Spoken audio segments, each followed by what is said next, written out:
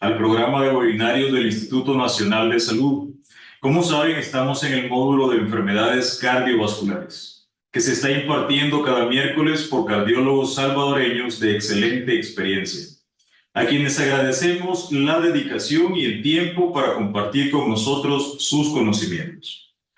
Tenemos que seguir fortaleciendo nuestros conocimientos para poder incidir en estas estadísticas, que dicen que en América Latina y el Caribe, la hipertensión es una condición muy común que conduce a la enfermedad cardíaca y al accidente cerebrovascular.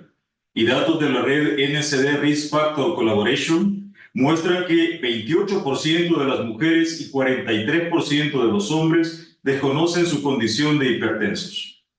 Nuevamente nos acompaña el doctor Ronald Edgardo Rivas, quien impartió el tema enfermedad coronaria, síndrome coronario agudo, infarto agudo del miocardio con elevación del segmento ST. Este día, en secuencia del contenido anterior, nos hablará de enfermedad coronaria, síndromes coronarios agudos sin elevación del segmento ST. Para los que no estuvieron en su conferencia anterior, el doctor Rivas es especialista en medicina interna y especialista en cardiología clínica y cardiología intervencionista de la Universidad Nacional Autónoma de México, UNAM.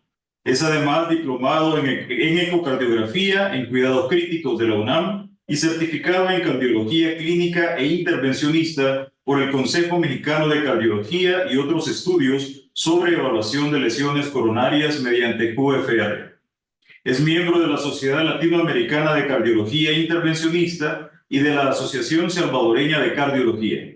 Es autor y coautor en capítulos de libros y revistas de cardiología indexadas. Es conferencista nacional e internacional. Actualmente es médico de staff de cardiología intervencionista del Hospital Médico Quirúrgico del Instituto Salvadoreño del Seguro Social.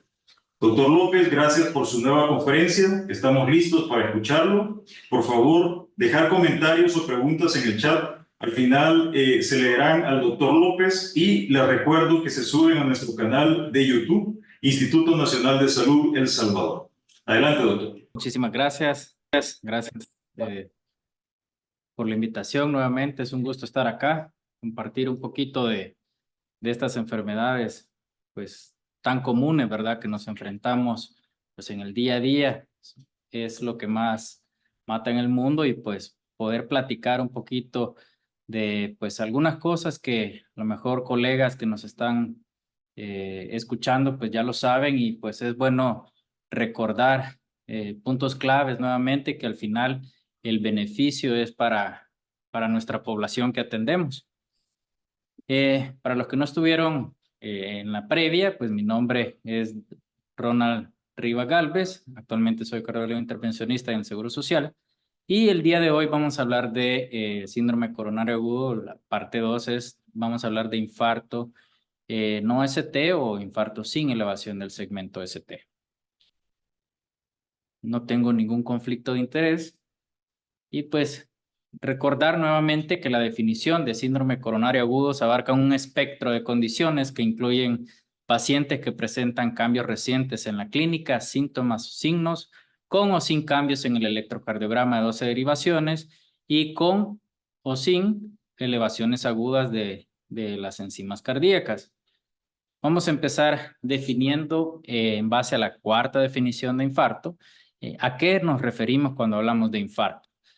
Pues la definición es clínica de infarto, denota la presencia de lesión miocárdica o injuria miocárdica aguda detectada por anormalidades en enzimas cardíacas, siempre y cuando esté en el contexto clínico de una evidencia de isquemia miocárdica, con al menos una de las siguientes: síntomas de isquemia, nuevos cambios en el electrocardiograma que sugieran isquemia, desarrollo de ondas Q patológicas en el electrocardiograma, evidencia por imágenes de pérdida del miocardio en la pared regional del movimiento que generan en un patrón consistente a una distribución según anatomía coronaria, o evidencia de un trombo intracoronario detectado siempre por angiografía o autopsia. Entonces, cuando hablamos de injuria o daño, simplemente es la detección de un valor por encima del percentil 99 de las troponinas. Es decir, que cualquier elevación, hablamos de injuria nada más. cuando es arriba del percentil 99. ¿Y desde cuándo se viene tratando de definir qué es un infarto? Pues realmente viene desde mucho, mucho tiempo atrás, desde que Everden, pues gracias a él se le detectó que él había determinado que había una angina pectoris. De hecho, posteriormente se llamaba angina de Everden, pero posteriormente él no determinaba que fuera secundario al corazón.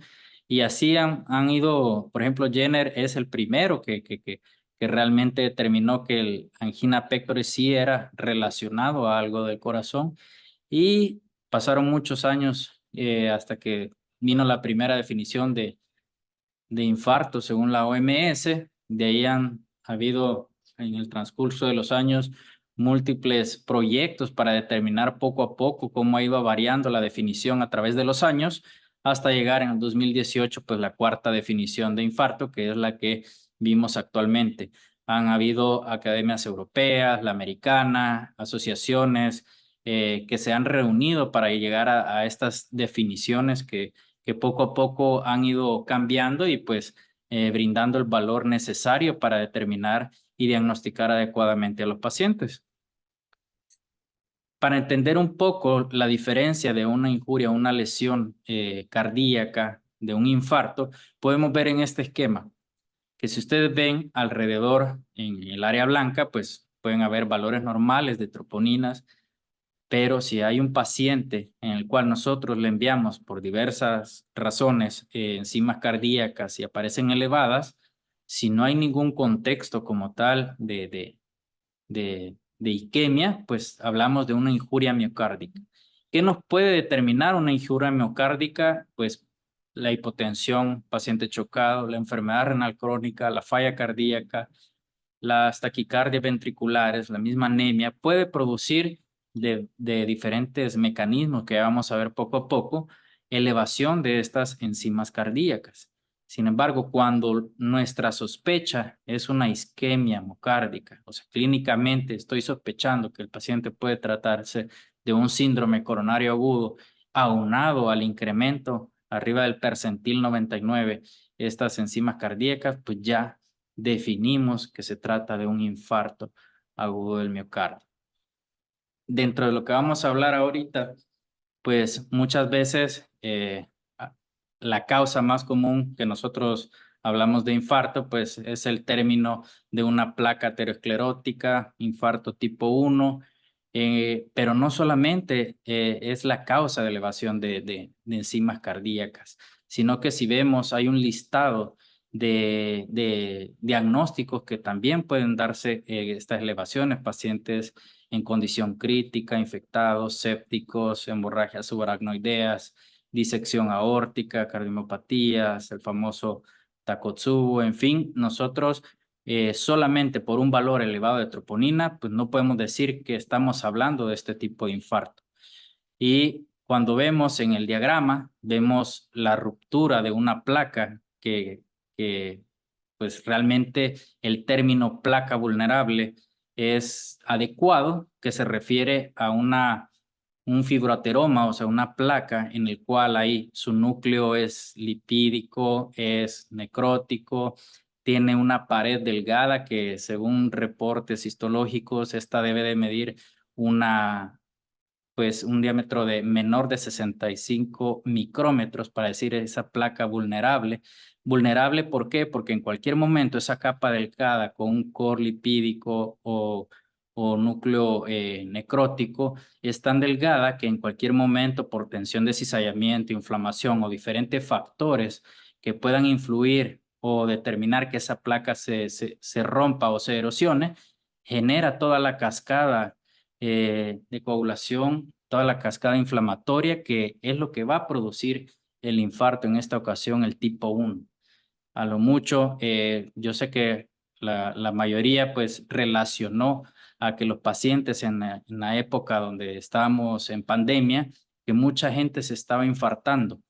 Realmente había muchos pacientes que antes de la pandemia tenían estas placas vulnerables y como les repito, fue como darle el último salto o la última alteración a esa placa que se rompiera fue el estado inflamatorio que a lo mejor había en estas personas infectadas y fue lo que determinó el que presentaran síndrome coronario agudo. Sin embargo, cuando hablamos de arterias del corazón, lo más común, como vimos en el diagrama previo, es que nos referimos a arterias del corazón, las llamadas arterias epicárdicas, es decir, aquellas arterias que miden más de 400 micrómetros, las cuales vemos en los dibujos de anatomía, y ahí vemos cómo se dibujan las placas. Sin embargo, también existen prearteriolas, arteriolas y capilares, es decir, son muy pequeños que incluso le llamamos microcirculación.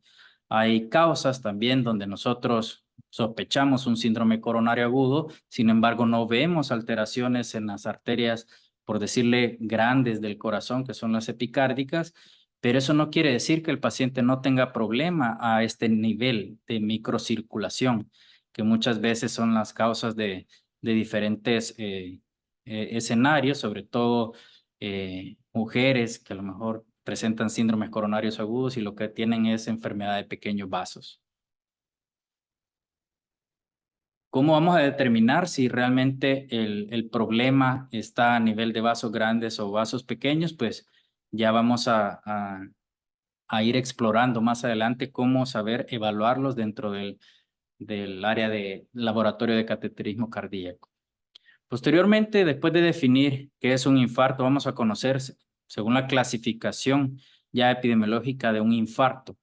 El infarto tipo 1 es el más común, al que todos nos referimos, con una ruptura de una placa vulnerable de la cual hablamos anteriormente.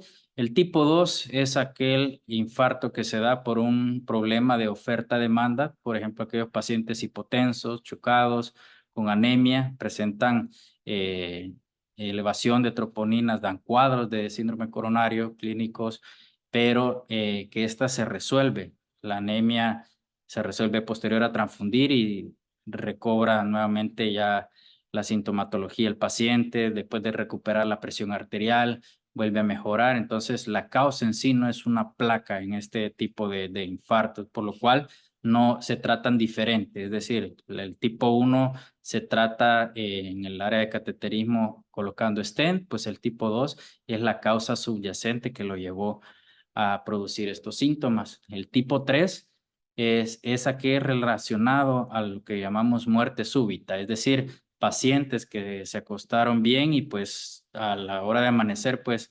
están muertos y sin haberle tomado ningún tipo de enzimas cardíacas. Entonces se presume que el paciente falleció por una muerte súbita. El tipo 4, este ya va relacionado a lo que es intervención coronaria. Puede presentar una elevación de troponinas en menor o igual en un rango de 48 horas después del procedimiento de realizarle un cateterismo cardíaco. Si las troponinas elevan más de 5 veces, estamos hablando que el paciente en un contexto clínico es un infarto 4A. Posteriormente, el 4B es relacionada a una trombosis del stent, es decir, hay una clasificación en la cual nosotros evidenciamos si hay un trombo que está ocasionando que nuevamente se esté infartando el paciente. Puede ser hiperaguda en los primeros 30 minutos después de haber colocado un stent. Puede ser en las primeras 24 horas, en el primer mes, en rango de un mes a un año y más de un año. Esto lo catalogamos como hiperaguda, aguda, tardía y muy tardía, es decir, una trombosis muy tardía del stent es que después de un año presente un trombo a nivel del stent. Cuando es un tipo 4C es relacionado a una reestenosis del stent, es decir, el paciente puede presentar a lo largo de su evolución de posterior a colocar un stent, puede haber crecimiento celular dentro del stent en el cual va a formar una nueva capa, una obstrucción, una nueva placa que poco a poco va a ir aumentando de tamaño, que pueda llegar a obstruir por lo menos más del 50% de la luz del vaso donde está el stent, hablamos de reestenosis. Si es abajo del 50%, se trata de una hiperplasia neointimal. Entonces, igual también hay clasificación de reestenosis. Es diferente si está en la punta de los stents, si está en medio del stent o si la placa abarca incluso fuera del stent. Entonces, ahí son los tipos de clasificación de este tipo de infarto. Y por último, el tipo 5 es aquel relacionado a posterior a una cirugía de revascularización. Tiene que incrementar más de 10 veces el nivel de troponinas.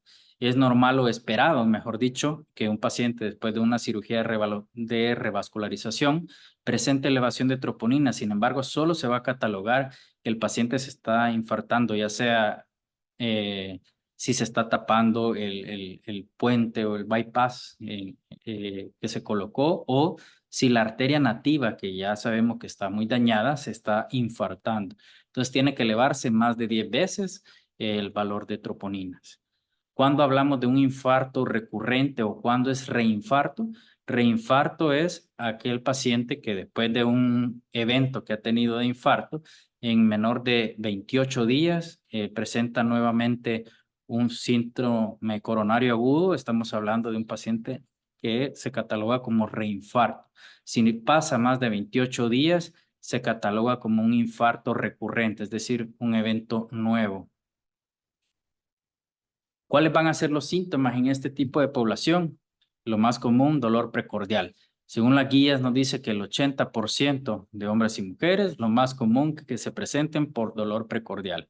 Puede ser irradiado a brazo izquierdo, brazo derecho, ambos hombros, espalda, como se define una angina típica, que el dolor precordial es irradiado incluso a cuello, mandíbula, pero también hay dolor a nivel del epigastrio, hipogastrio, diaforéticos. Por eso es que muchas veces los pacientes se presentan de esta perspectiva y pues al no realizar un electrocardiograma, pues son diagnosticados como gastritis, colon irritable y pues realmente lo que está teniendo es un infarto inferior, a lo mejor diafragmático, que con tomar un electrocardiograma pues podríamos salvarle la vida al paciente. También náuseas, vómitos, dolor en cuello, mareos, disnea, que son los más comunes de los síndromes coronarios en mujeres. Como ven, el diagnóstico diferencial debe de ser un abordaje clínico y orientado. Es decir, causas pueden haber muchas que eleven las enzimas cardíacas. Ahí podemos ver causas cardíacas que eleven enzimas, las taquiarritmias, falla cardíaca aguda, Takotsubo, espasmos coronarios, miocarditis, pericarditis, pero también hay causas no cardíacas, por ejemplo, el embolismo pulmonar, vascular, pues la disección aórtica, esofagitis, úlcera péptica, pancreatitis, trastornos musculoesqueléticos, es decir, debemos de realmente enfocarnos en quién vamos a pedir nosotros enzimas cardíacas para tratar no de demostrar como un valor predictivo negativo, sino que indicar las troponinas con lógica, con los síntomas o con mi probabilidad pretest de ese paciente que tenga una cardiopatía isquémica, poder orientar. Porque, por ejemplo, hay pacientes que incluso enfermedad renal crónica que están en diálisis, si llegan por alguna otra causa, vómitos, fiebre y todo eso, y se le toman troponinas, pues pueden estar alteradas. Pero ahí es donde nosotros vamos a saber interpretar esos exámenes para orientar el tratamiento. Y vamos a ver cuánto tiene que variar estos pacientes que ya tienen una elevación ya crónica de las troponinas para que sea significativo un síndrome coronario agudo. Dentro del espectro, vamos a saber si el paciente pues, se trata de una angina inestable, un infarto sin elevación o con elevación, y esto lo vamos a saber a través del electrocardiograma. Es el que nos va a guiar. Posteriormente, del ACS es el contexto clínico y el AS pues saber si el paciente está estable, que nos va a determinar el diagnóstico y posteriormente su tratamiento. Entonces, cuando hablamos de normalidades del electrocardiograma, en el infarto sin elevación del ST, pues puede haber una elevación transitoria del ST, puede haber una depresión transitoria persistente del segmento ST, anormalidades de la onda T como T hiperagudas, T invertidas, bifásicas o incluso pseudonormal, o incluso un electrocardiograma normal. Acordémonos de que si nuestra sospecha clínica es un síndrome coronario agudo y nosotros interpretamos que un paciente pueda llegar a tener un electrocardiograma normal, es correcto. Hasta un 30% de los pacientes pueden llegar a tener un electrocardiograma normal y se está tratando de un infarto.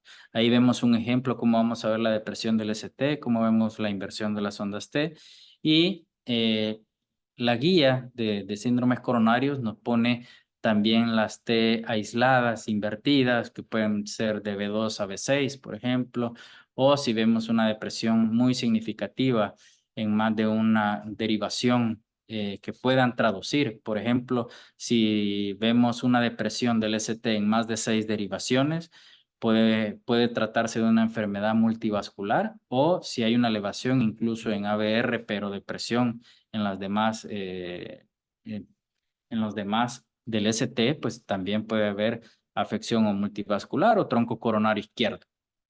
Hay patrones que vimos en el segmento previo, en la plática previa, que incluso nos orientan que aunque no sea con elevación del ST, estos patrones de De Winter y Wellens, o sea, no son con elevación del ST, pero nosotros al detectar estos cambios electrocardiográficos sabemos de que la oclusión o obstrucción significativa o severa se trata de la arteria descendente anterior, por lo cual es de realizar cateterismo cardíaco a la brevedad posible. Aquí vemos un ejemplo que les traigo. Vemos en el electrocardiograma, pues ya después de ver los diagramas bien bonitos ahí de las guías, pues nos enfrentamos a electrocardiogramas de la vida diaria. Este es un electrocardiograma en el cual se reporta y como anormal piden una segunda opinión y observan de que hay una depresión, si ustedes observan del ST en diferentes derivaciones, tanto anterior como inferior. El paciente de 69 años llega por dolor precordial con elevación de enzimas cardíacas y pues le toman el electrocardiograma que es ese. Y nosotros podemos ver que se trata de una frecuencia irregular, alta, y solicitan cateterismo cardíaco. La coronariografía, pues, sin lesiones coronarias epicárdicas. Entonces, como vimos anteriormente, el paciente, pues, llegó por dolor precordial, no era angina típica, eran palpitaciones, y lo que estamos viendo en el electrocardiograma es una cardiopatía dilatada que tiene una fibrilación auricular y vemos una sobrecarga sistólica del ventrículo izquierdo. Entonces, la sintomatología de esta FA rápida es la que llevó al paciente a consultar por un dolor precordial. Entonces, como les digo, la elevación de las troponinas pueden haber en diferentes causas. Como vimos, una taquiarritmia puede ser una de las causas, pero siempre todo va a ir dirigido. Aquí vemos otro ejemplo, a lo mejor un electrocardiograma de rutina y pues fue pasado por un electrocardiograma normal, pero quiero que observen que en los pequeños detalles está la diferencia. Si ustedes observan a nivel de D1 y ABL hay una depresión del ST. Si vemos B1, B2 hay una depresión del ST, al igual que en B5 y B6, muy sigilosamente. Entonces, si este paciente les llega por un cuadro clínico, como les repito, aunque se perciba como normal, no hay que despacharlo. Y para eso nosotros utilizamos no solamente de la clínica, sino que hay otras herramientas de las cuales nos podemos ayudar. Por ejemplo, si es muy característica la clínica, es aquí donde depresiones del ST en estos B2, B3 y B5, B6, como veíamos, está indicado incluso un círculo torácico. Y es ahí, al tomar B7, B8, vemos la elevación del ST, que muchas veces la mayor causa es una arteria circunfleja que está brindando la obstrucción en ese momento. Pero como les repito, si el paciente llega con una clínica, el electrocardiograma, pues dicen, pues es normal, no cumple criterios, en unos sí, en otros no, pues el juicio clínico está por delante de todo. Y si tenemos a la mano, echar mano de las troponinas cardíacas, incluso hay de troponina ultrasensible que nos muestran la guía, que incluso se puede hacer en una hora un control y si no están elevadas las troponinas, incluso se puede ir de alta el paciente o por lo menos decirle no se está infartando, o sea, hay que buscar otra causa. Y si están elevadas a la hora o a las 2 horas, depende del protocolo que utilicemos, pues el paciente va de ingreso como un infarto sin elevación del ST. Pero en aquellos pacientes que no cumplen teorías y aquella troponina está ligeramente elevada, no hay que asumir, hay que repetirle. Incluso en estos pacientes se puede ingresar a observación. Ya vamos a ver algunas escalas que nosotros podemos utilizar o echar la mano para decir por qué razón estoy ingresando a observación a un paciente que en teoría pues tiene un electrocardiograma normal. Entonces ahí podemos ya ingresar al paciente, pues se le puede hacer un ecocardiograma, se le puede hacer otro control o una curva enzimática. ¿Y a dónde los ingresamos a estos pacientes? La guía previa del 2020 de infartos sin elevación del ST nos decía si el paciente lo despachamos, lo ingresamos a observación o lo ingresamos. Si el paciente está con elevación de enzimas cardíacas, pues se ingresa, pero se ingresa a una unidad de cuidados coronarios, es decir, no vamos a ingresar un infarto en una observación o en el cual no va a haber un cuidado pues más personal porque es un paciente de riesgo que se puede descompensar en cualquier momento. Por eso hacía énfasis la guía que si se va a ingresar es en unidad de cuidados coronarios. Y el plan sería una estrategia invasiva. En aquellos pacientes que están en observación, como les decía, nos decía la guía que pues, podemos echar mano de un ecocardiograma o incluso realizarles un angiotac coronario. Una de las escalas donde se pueden enfrentar ustedes en estos pacientes o tener eh, la explicación por qué se va a ingresar un paciente, por lo menos a observación con un electrocardiograma, pues a lo mejor normal, pues echamos la mano del score HART, en el cual pues nos da un porcentaje de un score de 0 a 3 si lo despachamos a casa, de 4 a 6 si lo ingresamos a observación o de 7 a 10 si pues lo ingresamos ya sea a unidad de cuidados coronarios o sin, por ejemplo, cuidados intermedios para realizarle el cateterismo cardíaco. Pero el que nos brindan las guías de cuál va a ser el corte, de determinar si un paciente es de alto riesgo, es el score de Grace. Hablamos de un paciente que llega por síndrome coronario agudo, le tomamos la presión, vemos rápidamente qué presión tiene, le brindamos un puntaje, qué KILIP está este paciente, la edad, la creatinina y en base a todo eso vamos brindando un puntaje.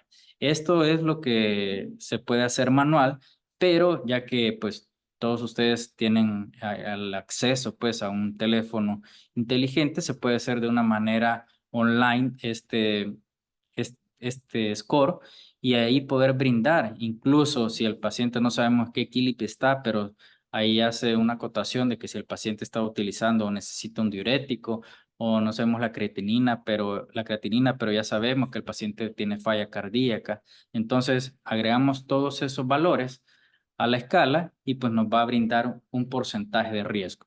Ahí puse yo un ejemplo de un paciente con los datos y vemos que el porcentaje de riesgo de muerte hospitalaria es de 12% y a los 6 meses de 17%. El score entre paréntesis es de 147. Solo con este score yo puedo presentar a un paciente en su ingreso un síndrome coronario agudo sin elevación del ST y catalogarlo como alto riesgo con un score de Grace arriba de 140. ¿Cómo vamos a catalogar si es de alto riesgo o de muy alto riesgo? Aquellos pacientes con síndrome coronario agudo consistentes con un infarto sin elevación del ST, si el paciente presenta con inestabilidad hemodinámica o choque cardiogénico, si el dolor es recurrente, a pesar de que ya se le puso morfina, ya se le puso medicamentos en el cual todavía sigue con dolor, falla cardíaca aguda, presenta arritmias, complicaciones mecánicas o trastornos dinámicos del electrocardiograma, lo catalogamos como de muy alto riesgo. Entonces, ¿qué significa o qué vamos a hacer con este paciente de muy alto riesgo? Pues hay que hacerle una estrategia invasiva, es decir, se presenta para cateterismo cardíaco a la brevedad.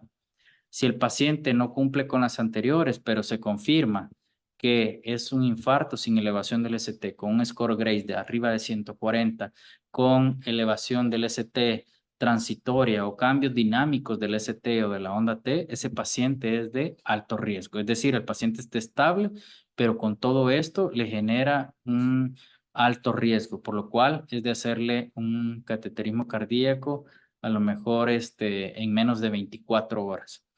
Entonces, pacientes que no cumplen con criterios anteriores de alto riesgo o de muy alto riesgo se catalogan como no de alto riesgo. Antes se denominaban de bajo riesgo, riesgo intermedio o alto riesgo, pero se quitó eso porque todo paciente que llega con síndrome coronario agudo sabemos de que no es de muy bajo riesgo. Entonces hay que ser muy selectivos con estos pacientes porque si no cumplen con eso hay que verificar otro tipo de estrategias o diagnósticos en el cual se deben de confirmar si hay una cardiopatía isquémica o se trata de una cardiopatía isquémica, el dolor que siente el paciente. Ahora, si está ingresado el paciente, pues se refiere para que le realice la coronariografía durante su ingreso. ¿Qué vamos a hacer después de diagnosticar a los pacientes o cómo lo vamos a referir o si se le va a hacer cateterismo cardíaco, qué medicamentos le puedo dar como pretratamiento? Sin embargo, en base a los estudios que se han venido realizando durante la historia, se ha visto que según el ACOST y el ICER-React 5, tanto para prasugrel o ticagrelor, no se ha visto ningún beneficio para los pacientes que van a realizarse el procedimiento. Incluso no es tanto el beneficio, sino que incluso hasta el riesgo hemorrágico les aumenta y por eso no se recomienda que estos se den sin antes conocer la anatomía coronaria, porque no sabemos en qué momento, si ese paciente se le realiza, va a ser candidato posteriormente a una cirugía de revascularización cardíaca. Incluso los inhibidores 2B3A, perdón, ahí faltó un 1. Entonces, los 2B3A como tirofiban no son de rutina, o sea, no hay que síndrome coronario agudo sin elevación del ST para disminuir el riesgo, hay que ponerle tirofiban, pues no se utiliza de forma rutinaria y porque hay más riesgos de hemorragia que beneficios, salvo que el paciente durante el procedimiento presente complicaciones posterior a la colocación del stent que, por ejemplo, generen fenómeno de no reflow o el paciente tenga una alta carga trombótica en pacientes con arterias ectásicas, entonces ahí sí tiene indicación de poder utilizar estos medicamentos. En base al tiempo que se le va a realizar el cateterismo cardíaco en un infarto sin elevación del ST, así son las indicaciones o recomendaciones que hay del anticoagulante que vamos a utilizar. Por ejemplo, si el paciente va a pasar ya en menos de 24 horas a un cateterismo, pues heparina no fraccionada. Si va a pasar menos de 24 horas, se puede pasar incluso enoxaparina como alternativa, aunque no es la misma recomendación 1A, pero es lo más común que se utiliza. O si el paciente no va a pasar en las primeras 24 horas, sino que va a pasar posteriormente, fondaparinux es el de elección. Como ven en rojo, el tratamiento antiplaquetario de rutina pues no se recomienda, es clase 3 para los inhibidores P2Y2. Y el tratamiento posteriormente, después de iniciar o realizar el cateterismo cardíaco, pues doble antiplaquetario, pues por lo menos un año. ¿Y qué va a pasar con aquellos pacientes de que a lo mejor ya tenían o ya tomaban un anticoagulante y pues vienen con un síndrome coronario agudo y hay que darle también aspirina, clopidogrel, pues vamos a tener que valorar riesgo-beneficio, o sea, riesgo de hemorragia, riesgo isquémico de nuestro paciente y nosotros tomar la decisión. Si tiene muy alto riesgo de hemorragia, pues realmente se pueden dar diferentes opciones en la cual se disminuyen las semanas incluso que se puede dar de triple terapia, o si el riesgo de hemorragia es menor, se puede dar incluso un mes de triple terapia con anticoagulación, y posteriormente a esto se puede dar el anticoagulante y un antiplaquetario posteriormente.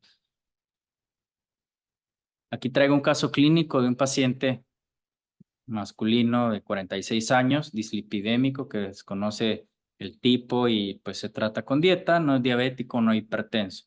Tabaquismo suspendido hace 15 años y pues llega por malestar en el pecho, con 4 horas de angina típica y pues no refieren los síntomas vagales.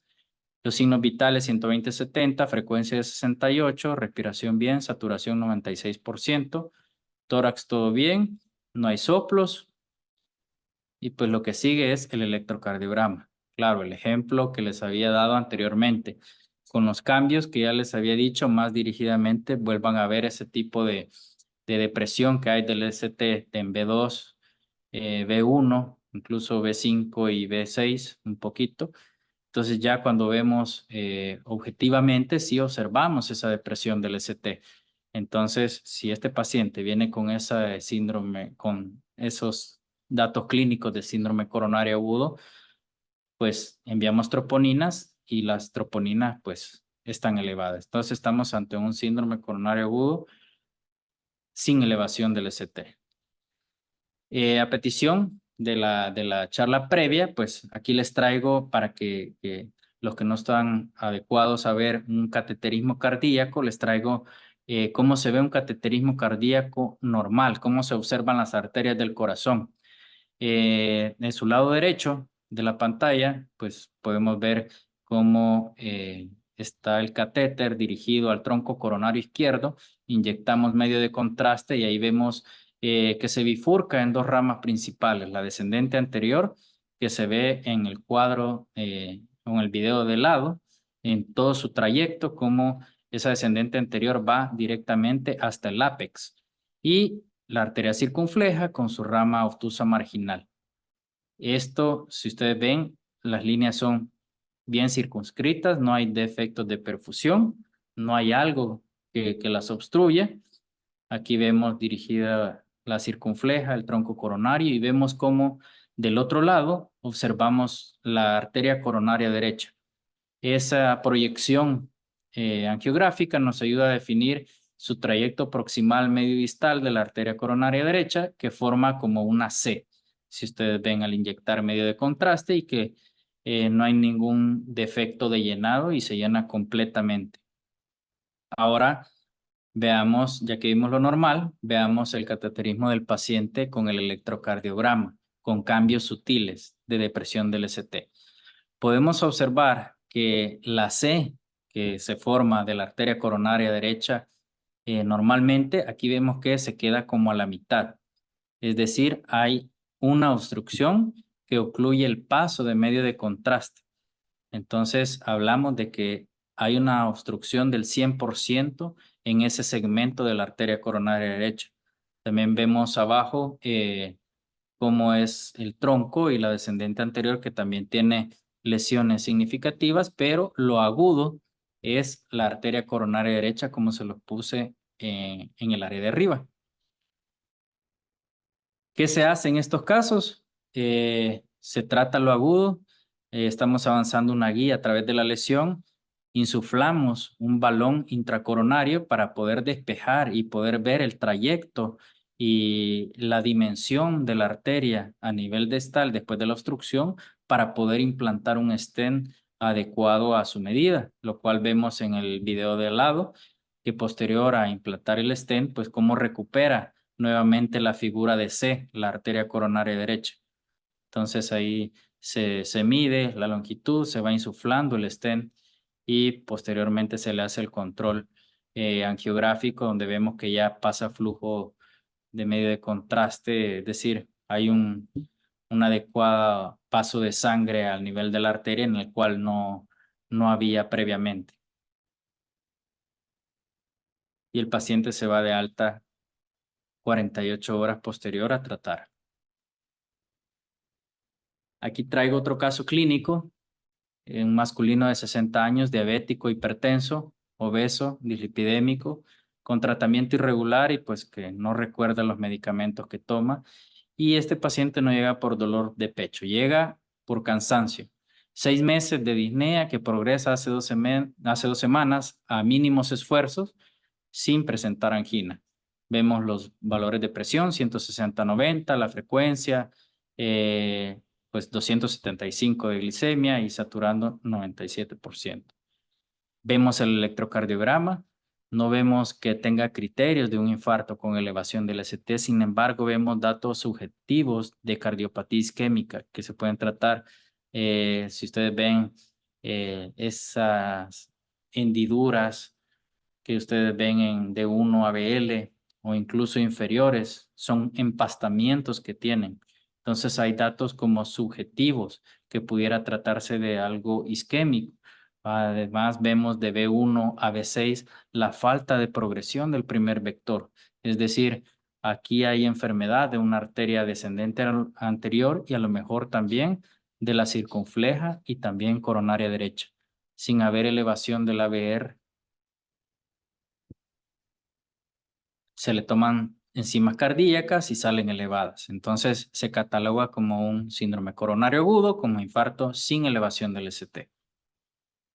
Esta es la radiografía de tórax del paciente. Si ustedes ven, hay cefalización de flujo, hay datos de hipertensión venocapilar.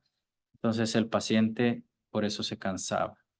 Y quiero que vean esta, de hecho es una foto en la cual después de ver las arterias, cómo estaban normales, ustedes ven después de donde está el catéter, está el tronco coronario y ahí donde se hace una bifurcación o una división de una arteria con otra, vemos cómo el segmento de una arteria está sumamente obstruido en casi un 99%. Y la descendente anterior también apenas se pinta. Y en la siguiente proyección podemos ver cómo están las obstrucciones, que no solamente en un nivel inicial, sino que en un segmento más adelante también hay obstrucciones significativas.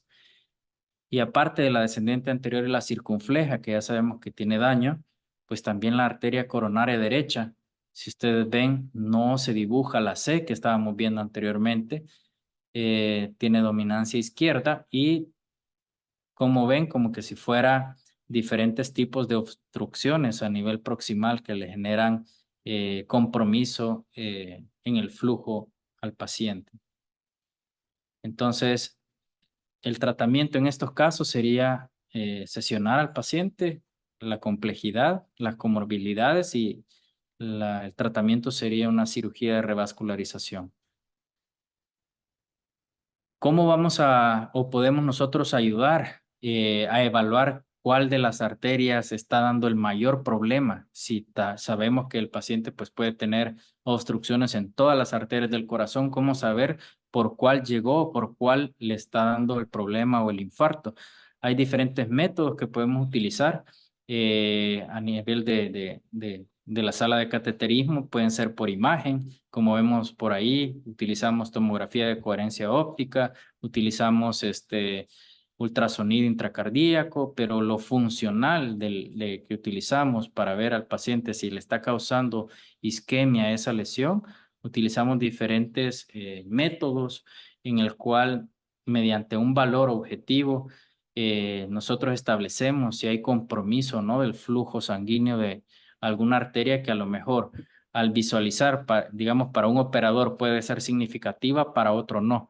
Entonces son estos métodos que tanto por tomografía como presión invasiva los podemos determinar si esta arteria está significativa o no significativa. Cuando está significativa hay valores de corte en el cual si está abajo de eso sabemos de que está dándole compromiso a esa arteria y hay que tratarla. Porque muchas veces nos guiamos nada más por el aspecto visual, ya es un video que nada más vemos 2 dimensiones, pues nos falta mayor información muchas veces y que lo mejor para el paciente es un análisis funcional de cada una de las arterias y sus lesiones. Entonces, anteriormente, todo estaba centrado. Por ejemplo, ahí vemos la evolución. Todo estaba centrado en que lo tapado había que destaparlo, es decir, colocar stents. Como ven, la estenosis arterial como centro de interés para detectar y tratar. El concepto de placa vulnerable del cual ya hablábamos. Sin embargo, todo ha ido cambiando a medida de que muchas veces hay obstrucciones que no le están causando daño al paciente, no llegan por esos síntomas y lo determinamos en base a análisis funcional o fisiológico dentro de la sala de hemodinamia y que realmente, lejos de ver nada más una arteria tapada, pues lo que nos va a llevar a evolucionar conforme va el tiempo es valorar el estado clínico del paciente, es decir, qué le voy a mejorar a ese paciente con solo su entorno, con las comorbilidades, pacientes a lo mejor añosos, POC, renales, es decir, si yo voy a someter a un riesgo a un paciente, es que va a ser mayor el beneficio. Lejos de ir a colocar un stent, valorar si lo que yo le voy a hacer al paciente, pues va a repercutir en su estilo de vida y le vamos a disminuir eventos posteriores. Entonces, ¿de qué se trata todo esto? De detectar antes de tiempo las placas que a lo mejor, pues todos nacemos con esa placa y mediante el estilo de vida, genética y todo lo demás, van a evolucionar en algunos pacientes mucho más rápido que en otros, pero es nuestro deber detectar tempranamente y saber prevenir de una forma primaria o aquellos pacientes que ya presentaron un evento isquémico agudo, pues tratar de realizar una prevención pues secundaria. Y pues dejándoles de fondo el Teatro de Santa Ana, Orgullo Santaneco, pues muchas gracias por su atención.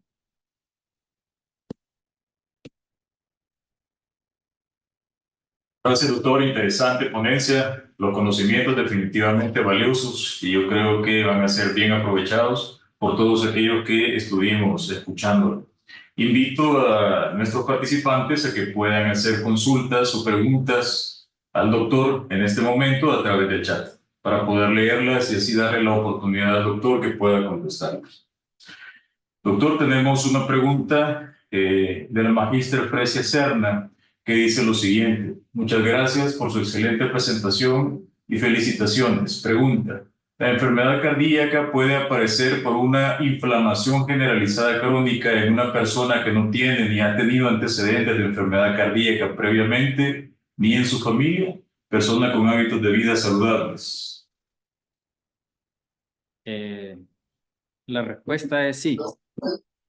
Sí, puede haber. Acordémonos de que si nos estamos enfocando al infarto tipo 1, la historia es así. Muchas veces pacientes que comen sano, son atletas, hacen ejercicio, sus valores de colesterol, triglicéridos son óptimos, pero presentan un síndrome coronario agudo y a la hora de hacerles cateterismo, pues vemos una enfermedad muy significativa que amerita colocación de stents. Es decir, hay una red de factores que a lo mejor no investigamos en una historia familiar de primer contacto. Entonces, a lo mejor hay una dislipidemia familiar no detectada, otros factores disponentes, que a lo mejor alguien tenga una placa vulnerable y pues todo lo inflamatorio, por ejemplo, es muy común ver pacientes que están ingresados por una infección, una neumonía, pacientes diabéticos que ya sabemos que tienen placas, pero por todo lo inflamatorio, pues presentan también ruptura de esta placa vulnerable. Gracias, doctor. El doctor Cristian Romero, intensivista de acá del Instituto Nacional de Salud, dice lo siguiente. Gracias por su ponencia. Una pregunta. ¿Cuál es la utilidad de la tomografía SPECT con tecnesio 99 para valorar viabilidad miocárdica en zonas de acinesia transmural en ecocardiograma y eco sin elevación del ST? Muy buena pregunta, doctor. Tenemos que tener en cuenta de que si nosotros estamos investigando una cardiopatía isquémica, los pacientes que son sometidos a este tipo de estudios, que se llaman estudios de medicina nuclear, acá en el país no tenemos talio. Talio es la perfusión miocárdica que se realiza con talio, es para investigar realmente viabilidad. Lo que tenemos aquí en el país, tenemos perfusión miocárdica, pero con tecnesio. Tecnesio es el que nos va a brindar la información de si hay isquemia y el grado de isquemia que hay y el tejido abarcado de si es un territorio de una arteria o de otra. Por ejemplo, si tenemos un paciente en el cual hay un trastorno de la movilidad, por ejemplo, así como mencionaba el ejemplo en el ecocardiograma, una asinesia, y pues se le manda un estudio para verificar viabilidad, que incluso puede haber resonancia que se puede realizar, y no vemos ni isquemia por tecnesio ni viabilidad, o sea, es un tejido que el paciente ya perdió. Es decir, en su momento, ya sea si fue silente o fue sintomático, no valdría la pena realizar un cateterismo cardíaco ante un tejido no viable. ¿Por qué? Porque pueden haber obstrucciones crónicas que se definen como más de 3 meses, una obstrucción que el paciente incluso deja de tener síntomas porque el área infartada pues ya hubo una muerte celular, hay necrosis. Entonces, aunque nosotros con diferentes herramientas logremos colocar stents, a lo mejor solo van a servir como de adorno. ¿Por qué? Porque aunque llevemos sangre a ese tejido, pues es un tejido muerto. Entonces ahí yo estoy poniendo más en riesgo al paciente. Incluso pueden haber complicaciones también a la hora de colocar stent, y si yo sé que no le va a beneficiar el stent al paciente porque hay un tejido muerto, entonces no es candidato a realizar cateterismo cardíaco o intervención coronaria percutánea, y pues pueden haber otras maniobras o medicamentos en el cual la rehabilitación cardíaca incluso les puede servir. Gracias, doctor. Douglas Galán pregunta lo siguiente, ¿pueden personas que sufrieron COVID tener un mayor riesgo de sufrir infarto? Sí, la respuesta es sí. Ya sabemos que el paciente que han presentado COVID, pues es una cascada inflamatoria, no solamente a nivel pulmonar, a nivel sistémico, y el corazón pues no se queda atrás. Entonces, una de las causas, como les mencionaba, pues pacientes que a lo mejor han estado ahí con placas inestables que han ido creciendo, y pues ha sido el COVID el que ha venido a dar el último paso en esa cascada inflamatoria y cause una ruptura de esta placa inestable. Ok, Blanca Luna pregunta si la enfermedad cardíaca se ve con más frecuencia en mujeres en edad de menopausia y si es adecuado indicarles estatina. Pues realmente, en base a la edad, antes de la menopausia, pues obviamente el hombre es el que tiene la batuta pues en esta enfermedad cardíaca, y ya posteriormente en la menopausia pues se equiparan. Pues así como tal, brindar estatinas a todos, pues no es lo debido, sino que se deben de seleccionar qué paciente. Si el paciente solo por tener menopausia estatina, pues la respuesta es no. Debe de valorarse con todos sus exámenes, pretest, qué objetivo, o sea, para qué le voy a brindar yo una estatina como prevención primaria. Más bien sería, hay unas herramientas que nosotros utilizamos en la ASCB de riesgo, y que esas herramientas, si el paciente tiene un riesgo en base a las escalas más del 10%, el paciente es un candidato realmente a estatinas. Y no olvidar pues que cada paciente tiene niveles de metas o objetivos. Es diferente a un paciente que ya sufre un infarto, que nuestra meta de colesterol LDL va a ser abajo de 55, o por lo menos llegar a lo más cercano de 55, a otro que no sea infartado o que no sea diabético y solo hipertenso. Entonces, incluso no solo estatina, sino que saber cuál y la cantidad. Ok, doctor, dos últimas preguntas por el tiempo. Guadalupe Aguilar Díaz nos dice cuál es el manejo en el primer nivel de un paciente que presenta un supradesnivel o un infradesnivel del ST.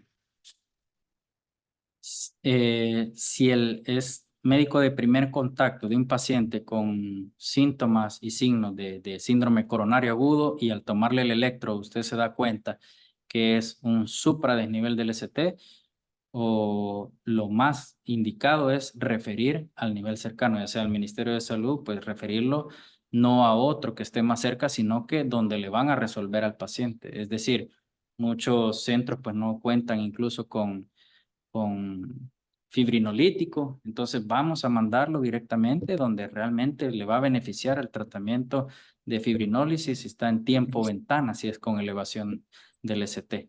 Claro, se le pueden brindar cargas si tienen en las unidades médicas carga de clopidogrel, carga de aspirina para poder brindar o que llegue en un estado ideal, pues óptimo, ver cuánto está saturando y ver qué más se le puede ayudar. Pero si muchas veces en las unidades médicas pues no se cuenta con lo necesario, el tiempo es oro y pues hay que referir al paciente. Gracias, doctor. Y para finalizar, el doctor Cristian Romero agradece su respuesta anterior y aprovecha una nueva pregunta. ¿Hay alguna indicación de la prueba de esfuerzo en el estudio de infarto agudo del miocardio sin elevación de ST? La respuesta es no, no está indicada la prueba de esfuerzo. Muy bien. Gracias, doctor. Sus preguntas han sido verdaderamente pertinentes y, por supuesto, gracias también a todos aquellos que han participado en este nuevo webinar. Quiero...